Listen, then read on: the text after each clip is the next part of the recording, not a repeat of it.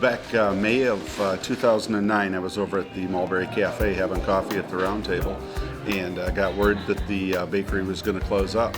I had heard about it before that it was going to sell, but we'd never heard that it was actually going to close. So came back, and at lunchtime, Bubba was at lunch, and Beaver, and one of the reserves, and we brought up at lunchtime that the bakery was actually going to close, and a lot of places were closed. And I says to Bubba, why don't you go call the owner and see if it's true? Yeah, and we were worried about our town. There was a lot of closed storefronts, and the bakery had been here forever. And so I got up, and of course we knew the owner, and I called the owner, and he told me, he said, yeah, it's the rumor is true. I'm going to close it. And he said, I've been trying to sell it, and nobody wants to buy it, and I don't want to do it anymore. And so I came back, and I said, guys, the bakery's going to close. And the joke is, of course, that the town's only donut shop was going to close.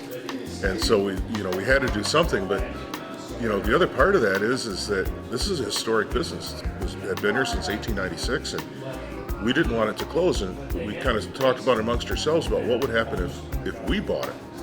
So I went back before that lunch was over and called him back up and said, hey, we're thinking about taking it over. Would you lease it to us with an option to buy? And he goes, well, sure, anything to keep it open. I says, well, give us a price right now. If you've been trying to sell it, you've got numbers together. So in that very first conversation that we had, in the second phone call back, he gave us the price and was willing to lease with an option to buy. We told him that we wanted a 60-day out in case it wasn't working. We'll give you a 60-day notice and get out. And over the next 2 weeks, we met on 2 Sundays down here with our wives and the other full-time officers. And in 2 weeks, we decided to do it. I took a couple days off. We put it all together and opened on July 1st. I think there's some people that think there's the police and then there's them. And we're such a part of our community. We blend with our community. And I've never felt that here. I mean, there's people in town that may not like the police, but overall, I think they see us as part of the community, not a separate entity from them. And the bakery has even helped improve that, because they see what we do in our community and the things that we do to help people in our community, and they see that we do care about our community. It's not a show. I mean, we really care about our community. We've had some children that were victimized, and they were afraid to have the police come, but they remember the mother that brought the boy up from Mount Pleasant. It's not even our jurisdiction, and but he didn't want the police. He said, take me to Cops and Donuts and I'll talk to him. So they drove up from Mount Pleasant, they got here, and then we got them in contact. It was a domestic violence situation where the father assaulted the son. It was an argument between mom and dad, and it carried over to the boy, and he was the one that got assaulted and scared to death, and she was scared to death, and she wanted to just leave and go straight to the police department. He was too scared to go there, and he goes, let's go to Cops and Donuts. So they came here, we got them hot chocolate and a donut, and waited for the police to make the contact. Yeah, it's cool that they feel comfortable enough to come here. It used to be that when I was growing up, everybody was comfortable running to the cops, but now not all the parents raise their kids that way. And I'm not saying that was that situation there, but it's just cool that they felt comfortable enough to come here. In some ways, we've almost become a liaison between the police and in our community, because I've had many people come in here and say, this happened, do you think I should report it, or who would I call, or whatever, and they're a little nervous about just going down to the police department, so we've kind of become that buffer. That actually happens quite a bit.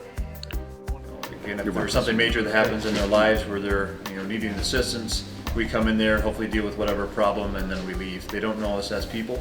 And the great part about having this particular business, we can walk in here, we can mingle with people, we can introduce ourselves.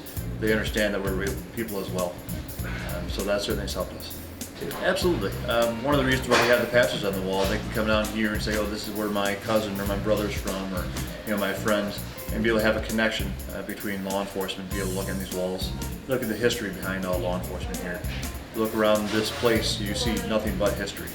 And it takes, I still do it, it takes hours to be able to walk around here and see all the history that we have in all different departments. I don't want some mass-produced type thing, some donut that we can just go and put everywhere. We care about the product that we're putting out, we care about what it is we're trying to represent, and we care about our downtown area, and that's what we're trying to focus on. When the whole thing came up, I really had no idea. Personally, I think I'd probably been in the bakery 2 or 3 times since I'd lived here since 1999. Never thought twice about it. Was very concerned with, more businesses closing downtown, and I thought at that time, with the way financial markets and things are going, I said, we really don't have anything to lose. It's a great idea, and who knows, maybe we'll be able to employ a few people and keep them working here. So from that point to where it is now, you could have bet me $1 million and I wouldn't have taken the bet. Rhino and Bubba, the guys that were born and raised here, it was an icon to them, and it was a staple in the community.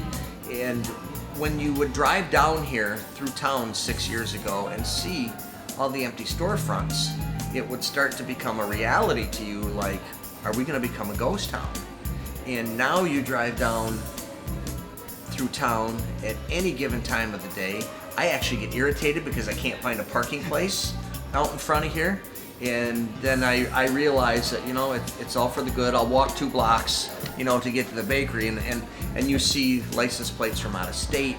The majority of the people that are in and out of here aren't local. They're here to see this bakery, and for me personally, to see how it has affected the rest of downtown to where we don't have an empty storefront now is phenomenal. And I guess the cocky side of us, for lack of a better word, will say we did it.